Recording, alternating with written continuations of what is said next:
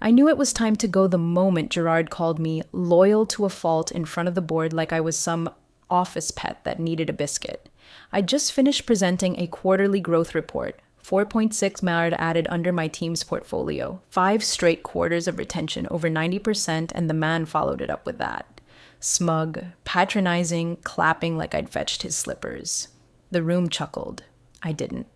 My fingers were still wrapped around the pen I used to sign 3 new client renewals that morning, each of them tied to my own methodology, not the clunky scripts the sales tech team kept pushing like it was gospel. But I said nothing.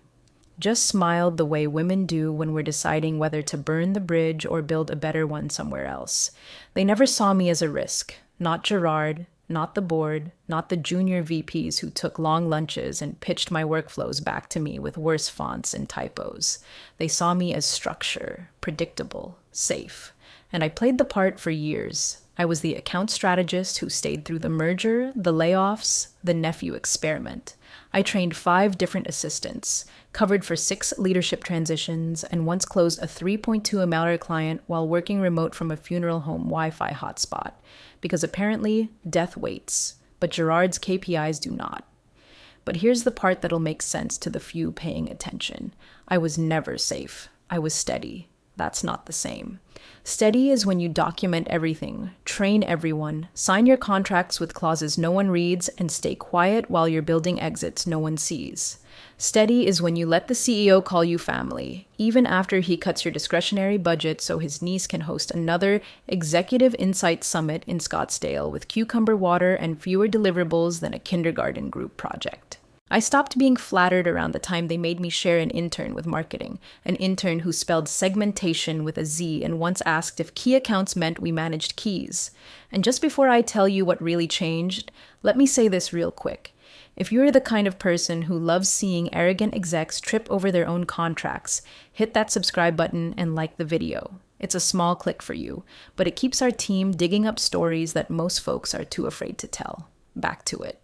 The offer came through a month after I had to cancel my team's annual planning offsite for budget realignment. That's when I knew they weren't just cutting costs. They were cutting us. My phone buzzed at 6:03 p.m. I remember the time because I was still at the office, alone, reworking a churn forecast Gerard had promised to glance at later. It was from a contact I hadn't heard from since the merger, now a partner at a fast-scaling firm on the other coast. They weren't just looking for an account strategist. They were looking for a partner, a builder, someone to lead from the ground up, autonomy, equity, the works, no more being the reliable one propping up someone else's PowerPoint. I didn't say yes right away. That would have been emotional. What I did was start printing my contracts, my clauses, my onboarding notes, the asset documents I'd written when we absorbed Trellis growth. Paragraph 4. God bless that clause.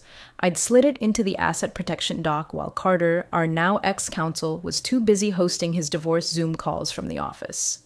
No one ever noticed it. Not until it mattered. Back then, I told myself I was just future-proofing. But maybe I already knew I'd need it. Maybe I always knew Gerard's version of your family meant you'll never leave. And I don't know about you, but I've never seen family ask for your pipeline and then delete your calendar invite in the same week. So I smiled. I stayed quiet. And I kept working. But under the surface, something shifted. Every meeting, every email, every Slack message. Suddenly, I wasn't just logging activity. I was logging leverage. Because the truth is, they didn't just underestimate me. They assumed I'd always belonged to them. And that was their first mistake.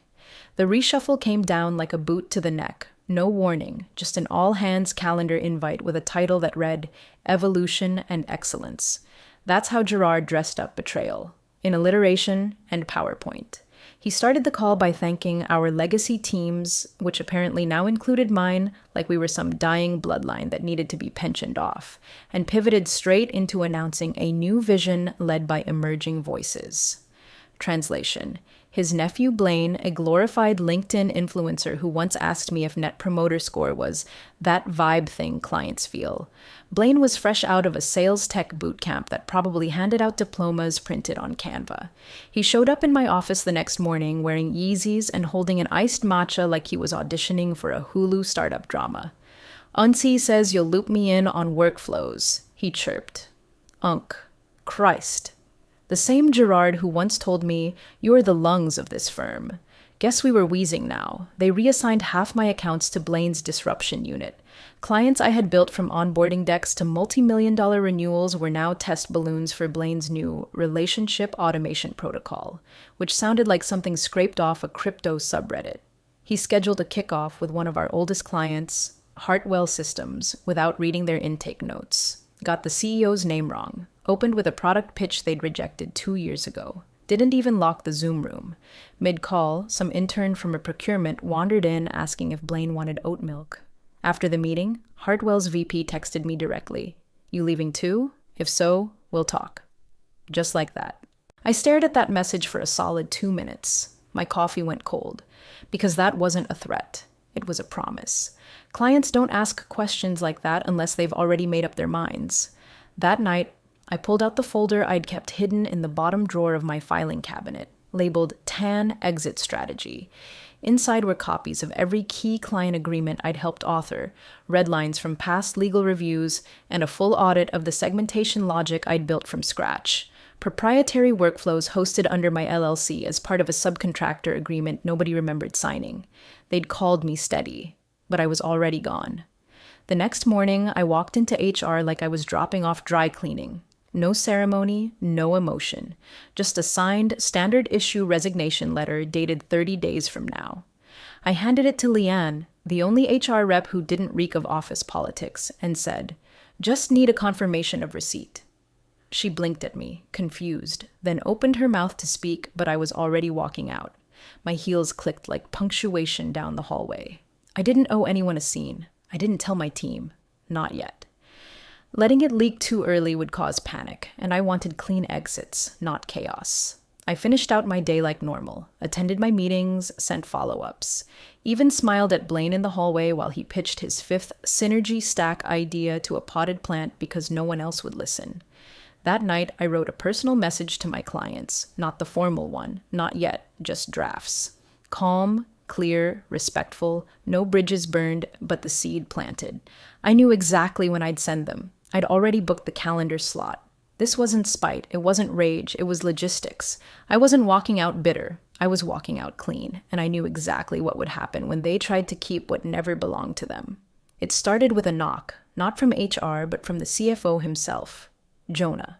Tie always too tight, eyes too busy darting between spreadsheets and shareholder decks to remember people had names. He didn't sit down, just stood in my doorway like a man delivering a foreclosure. "Just to be clear," he said, tapping the edge of my desk like a nervous metronome. "Your client list is Cressidian property. Anything you developed under our brand is proprietary, including segmentation models and client contact notes. Legal will be in touch." I blinked once. No smile, no flinch. Just looked at him until he shifted his weight like a kid caught in the wrong room. He was expecting a protest, a defense, maybe tears. What he got was silence so thick it made the overhead lights buzz louder. He left with a cough and a vague nod, muttering something about standard protocols. By noon, Gerard had called an urgent continuity sync. Classic power play. Invite the boardroom regulars, skip the calendar notice to me, thought that'd keep me in the dark. The only problem? They held the meeting in 3B, glass walls, no blinds.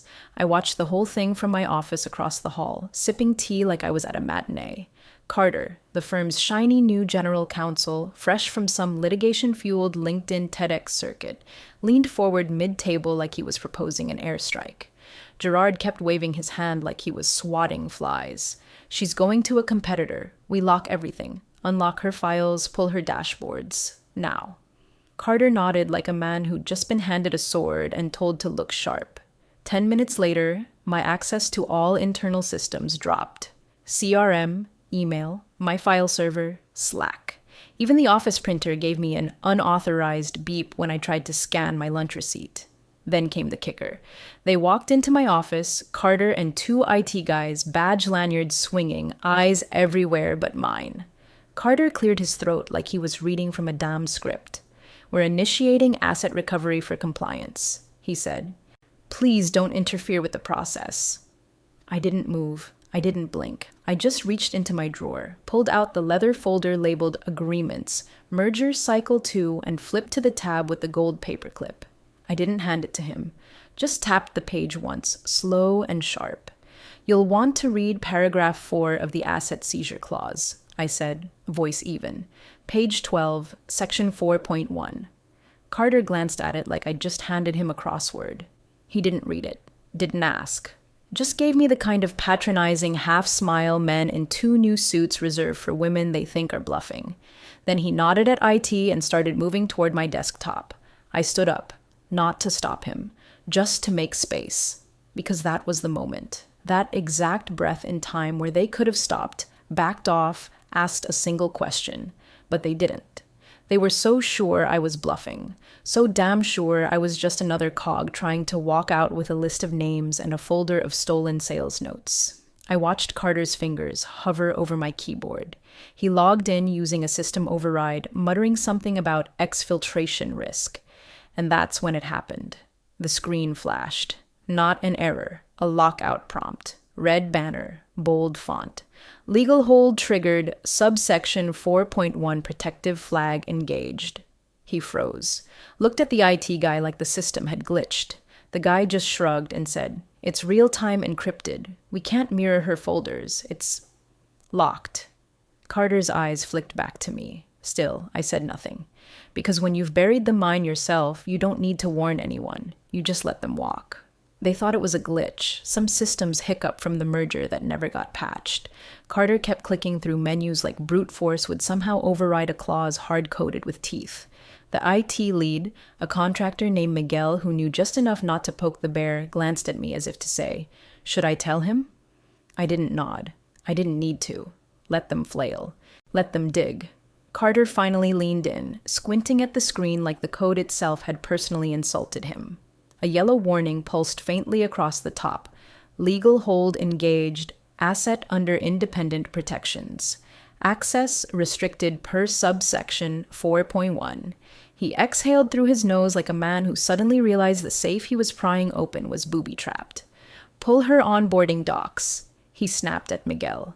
I could hear them muttering in the hall, rummaging through shared drives and archived PDFs like raccoons in a dumpster, all while pretending they weren't scrambling. Meanwhile, I sat in my office, locked out of everything except my private inbox and the folder I'd downloaded to a clean drive weeks ago. I watched the reflection of Carter pacing behind the glass wall, elbows sharp, voice rising. It took them 20 minutes to find it, 40 to read it, an hour before someone finally knocked. He didn't come in, just held up the page through the glass with one finger jabbing at the paragraph. Paragraph 4.1, it read.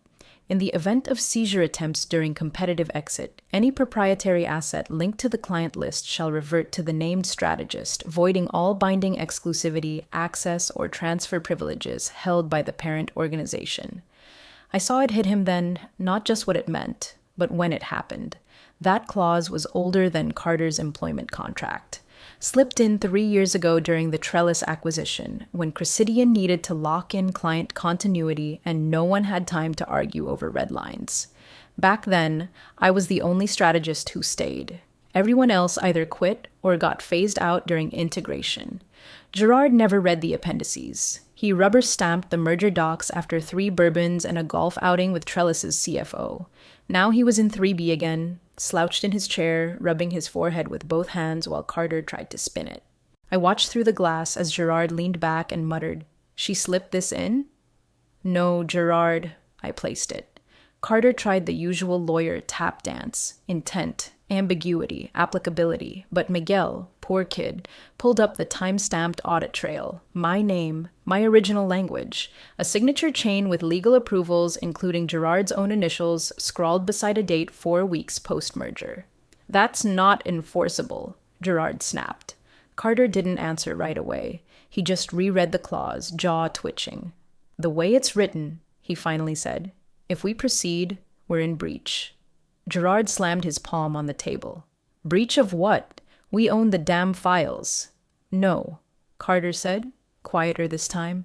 "We own the infrastructure, the segmentation logic, the lead tags, the workflow matrices. Those are nested under her LLC's subcontractor framework. She never assigned them outright. The room went still. I watched as Gerard's mouth moved, but nothing came out. They'd built so much on top of my foundation, they forgot it wasn't theirs. Every dashboard, every client flag, every note taken in my system, every workflow they bragged about at investor summits. All written, hosted, and protected under terms they never bothered to revisit. And now they were standing in a minefield they thought was a meadow. I leaned back, crossed my arms, and let them stew. Because arrogance makes you blind. But paperwork? Paperwork never blinks. Carter came back the next morning with a folder clutched so tight his knuckles looked bloodless. No swagger, no legalese, just quiet steps and a mouth locked in neutral. He didn't come to argue. He came to surrender. He just hadn't figured out how to say it yet. "We finished the review," he said, voice low like we were discussing funeral arrangements instead of contract law. "You technically own the segmentation logic and the prospecting workflows," and he trailed off. "The compliance protocols, too." I didn't say anything. Just watched him try to get through the sentence without choking on it. "The algorithm you use to tier and retain key clients, it's proprietary," he muttered. "Filed under your LLC, the subcontractor agreement from Trellis, buried in the onboarding docs. We didn't see it until we traced the data tags back to their metadata structure." That part made me smile, though I kept it tucked behind my coffee cup. Metadata never lies, and I'd spent 3 years writing a logic tree so specific that every time someone clicked a client's status, it pinged a path that ended with a quietly updated clause I'd added back when the CTO was too lazy to strip inherited architecture. A breadcrumb trail of ownership, digital ink in permanent marker. Carter set the folder down like it was radioactive. "You knew exactly what you were doing." Finally, I looked at him. "Yes," I said. Calm. Factual. I did. By lunch, Gerard was in my doorway with the kind of false confidence only a man cornered and still pretending he had a choice could muster. His tie was crooked, his voice too loud. He waved a waiver form in front of me like it was a winning lottery ticket. "Let's just make this clean, Alicia. Sign this. Waive the clause. We'll consider it a clerical misstep. You keep your reputation intact, and nobody has to get messy." I almost laughed, but I didn't. I just stood, walked around my desk, took the paper in both hands, and tore it clean in half. "As per Clause 4, I said, letting the pieces fall between us. "I'm not obligated." He stared at the paper like he could will it back together, then at me like he'd never really seen me. And maybe he hadn't. Maybe he'd spent so long looking down, he'd forgotten how leverage works when the person holding it doesn't flinch. The email from Hartwell Systems hit legal's inbox an hour later. Subject: termination of contract, effective immediately. Body: due to Cressidian's attempt to seize assets tied to our strategic consultant, we are invoking breach terms under Section 3.2. Our business relationship ends today. All future communications will be directed to our new partner firm. Signed, Elena Hartwell, SVP Strategic Partnerships. I read the forward of it on my phone while Gerard shouted into a conference call across the hall. I could hear phrases like contain fallout and realign comm strategy echoing against the glass, like trying to duct tape a dam. My phone buzzed again. 2 more clients, soft pings from contacts I'd worked with for years. Not dramatic, not angry, just quiet transitions. Because loyalty, like silence, is earned. And mine had already moved on. I didn't gloat. I didn't smile. I just sat there in my office, locked out of their systems, yes, but watching the slow, elegant collapse of their illusion that I had ever belonged to them. Turns out, you can't force ownership on what was never yours to begin with. By Thursday morning, the panic was no longer behind glass. It spilled into the hallways, into inboxes, into hurried footsteps and whispered huddles around unlocked screens. I wasn't even on the premises anymore, but I didn't need to be. Chaos has a sound. I could hear it echoing through the silence of my phone as unread messages stacked up like sandbags before a flood. It started when Jonah, the CFO who once tapped my desk like it was his, forwarded a revenue impact report to the board with 2 words in the subject line: immediate threat. The report was blunt. 60% of Cressidian's active revenue pipeline was classified under what legal was now calling the independent methodology framework. a name they invented to avoid saying Alicia's system. What that really meant was this. Every client segmented by my logic, contacted through my prospecting models, and nurtured through my tailored retention workflows had been bound, not by contracts, but by trust. Trust backed by a structure I built. Structure I owned. Structure they couldn't touch without detonating Clause 4.1. The board had questions. Investors had more. One of them demanded an emergency valuation update. The number came back slashed. A 34% drop overnight. Not theoretical, not projected, actual. Carter tried. Bless him. He tried to spin it. Said the clause's original intent was ambiguous. Said it was meant to be symbolic, not enforceable. Said no reasonable person would interpret it as an ownership transfer. Then Miguel, the same IT contractor who watched this storm build from the inside, uploaded a compressed archive from my server audit trail, time-stamped, labeled, signed, reviewed, approved. Every workflow labeled TANLogic 2.0, every segmentation protocol version controlled and linked to an external license agreement. My initials, my LLC, their oversight. Carter's voice cracked, trying to explain that one. Legal finally called the security team. By then, Gerard had snapped. Full meltdown mode. He ordered client communications frozen, trying to salvage whatever scraps hadn't already drifted across the line. Lock her out of vendor lists, audit the Slack exports, disable external emails. But I was already gone. And the clients? They weren't mine to begin with, not legally, not operationally. So in my final email, one I queued to send exactly 3 minutes after my resignation cleared HR, I didn't pitch, I didn't beg. I just wrote one line right above my signature. Your data stays with you. I never collected anything you didn't already share. No secrets, no exports, no spreadsheets stolen in the dark, just clean exits, clean lines, because I didn't need to take anything. I was the system, and they just tried to lock me out of my own blueprints. While Gerard shouted down a board call and Carter paced holes in the carpet, I sat in a quiet co-working space downtown, sipping a cappuccino made by someone who didn't know my name and didn't care what I used to do.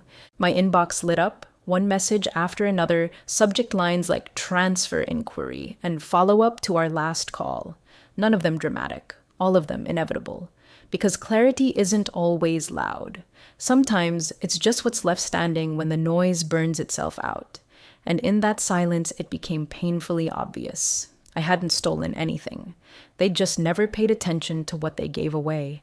They say you can hear it when a machine finally dies, not just the whirring stop, but the quiet after. That's what Chrysidian felt like from a distance. The hum stopped. The posture broke. Gerard's kingdom, all glass and bravado, flickered for the first time in years. And it wasn't the clients, or the revenue, or even the clause that did it. It was the silence that followed, where loyalty used to live. I didn't need insider updates. They bled themselves dry in plain sight. Jonah started distancing first. Classic CFO shuffle. He leaked a resource misalignment memo to investor relations. Thinly veiled blame directed squarely at Carter. A compliance manager resigned 2 days later. The head of client success went on medical leave. And the VP of sales canceled 3 speaking engagements and quietly scrubbed Chrysidian from his LinkedIn header. The empire was rotting from the inside out. The board held a closed-door, off-cycle emergency call. Gerard didn't even lead it.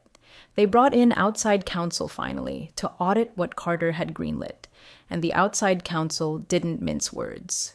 Yes, they confirmed. The clause is valid. The signature trail is sound. The protections were contractually enforceable. You attempted seizure of a classified proprietary asset. They use the word seizure, not retrieval, not review, seizure. Carter submitted his resignation less than 24 hours later. No farewell email, no exit interview, just a single sentence to legal, effective immediately. Gerard tried to reach me the next day, called twice, then emailed, then texted.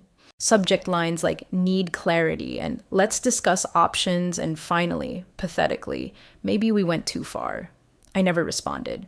There was nothing left to say, because by then I wasn't just gone. I was elsewhere, across town, keycard in hand, stepping through the glass doors of a boutique firm that didn't exist until I signed the founding documents.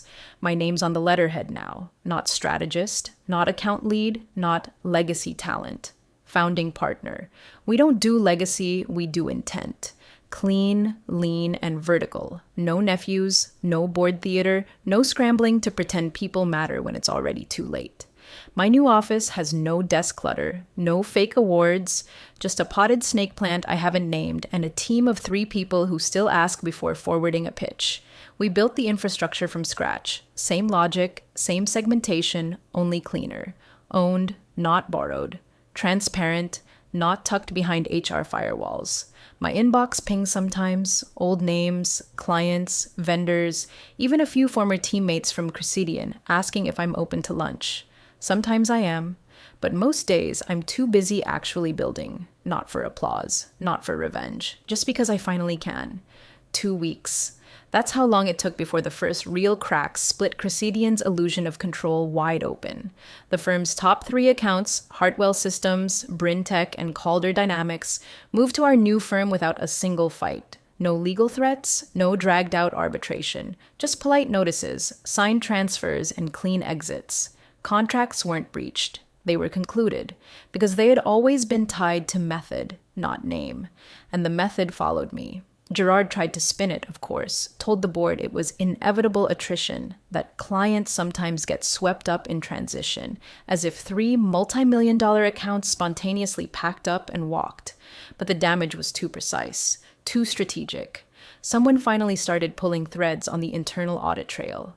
That's when it surfaced. The fact that Gerard never read the full merger documentation, not when we acquired Trellis, not when I stayed behind to stabilize the fallout, not when I proposed the subcontractor amendments during harmonization review, a phrase he once mocked while brushing crumbs off a conference room bagel.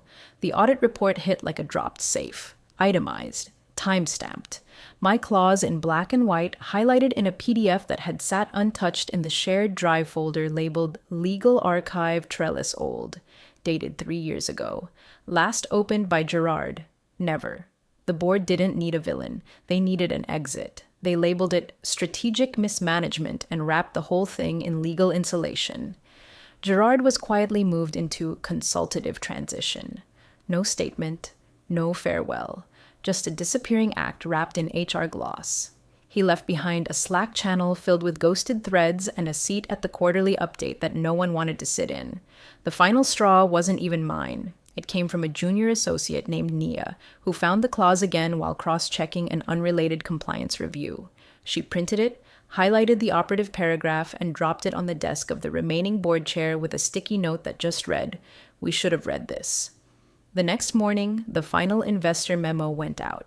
Subject: Governance Review. Action required. Body: a clause is just words, until someone reads it. I didn't celebrate. There was no champagne, no smug monologue, just a quiet moment alone in my office, watching the dashboard as client transitions hit 100% migration. The board could blame Gerard, Gerard could blame Carter, Carter could blame buried PDFs. But none of that mattered, because I didn't twist arms, I didn't raise my voice, I didn't take anything I wasn't already owed. I just followed the terms, the same ones they signed, the same ones they never read. The office is quiet. Not the kind of quiet you fill with music or chatter or nervous keystrokes, but the kind that settles into your bones, a clarity. No clutter, no awards, just a matte black desk, a chair that doesn't squeak, and a single mug with no branding. The floors hum faintly from the HVAC. Outside the window, the city moves without urgency. And inside, I sit alone, logged in, breathing the stillness that comes when nothing chases you anymore. My inbox pings once, an envelope icon in the corner of the screen. I open it without ceremony. A scanned letter from a former colleague at Cresidian. One I trained, one who stayed behind. They still can't figure out how you pulled it off. No signature. Just that one line, like the last gasp of a company too proud to admit it wasn't paying attention. I stare at it for a moment, then type my reply. I didn't pull anything. I just let them push. Send. It's not a victory lap, it's a record scratch. Because when people don't believe you're preparing, they'll call the outcome magic. They always do. It's easier than admitting they miss the setup, the signs, the structure. I glance at my dashboard. 7. 7 clients, all with fresh multi-year agreements, legally clean, ethically sound, each one structured with independent redundancies and client-owned data repositories. No dependency on me, no handcuffs disguised as service tiers, just partnerships, on their terms and mine. That's the whole point. Not revenge, not empire building, just something that lasts because it was built right the first time. A soft buzz from the smart lock lets me know the junior partners have arrived. They'll get to work while I review strategy decks. Nothing flashy. No handshakes in front of rented logos. Just work that speaks louder than promises. And somewhere across the river, I imagine Gerard pacing in an office he no longer owns, surrounded by broken NDAs and half-burned bridges, still asking the wrong questions. Doesn't matter anymore. I lean back, close the dashboard, and let the room fall silent again. Final thought as the sun hits the edge of my desk. You can't seize what you never owned.